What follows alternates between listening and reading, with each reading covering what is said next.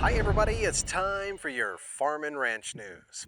Well, as we continue our coverage from the 2025 American Lamb Summit here at the University of Idaho's Sheep Center now in Moscow, it's sponsored by the American Sheep Industry Association, reminding sheep producers to save the date and to join ASI for their annual convention January 28th through the 31st in Reno, Nevada.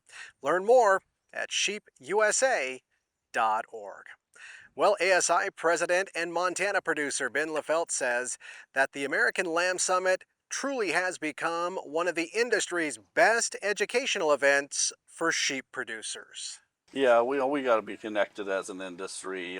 We really focus on the policy side, production side, health side on ASI, but the meat sales and everything is really what drives a lot of our value for our producers. So we got to be connected on all these fronts. He says a big priority at ASI to help increase more American lamb in meat cases here at home is addressing imports. Yeah, I mean, we produce lamb, produce numbers of lambs on the ground, and if you got the number of the lambs on the ground, get them in the shelves or on the table.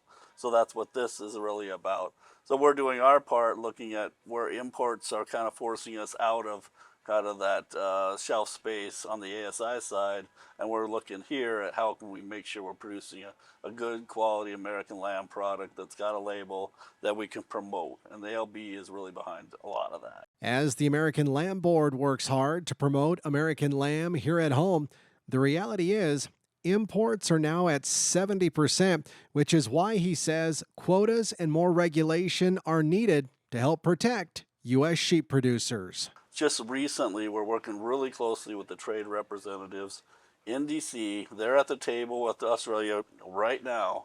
We're getting that baseline of 10%. We're looking at that. What do we need to be effective as an American sheep producer?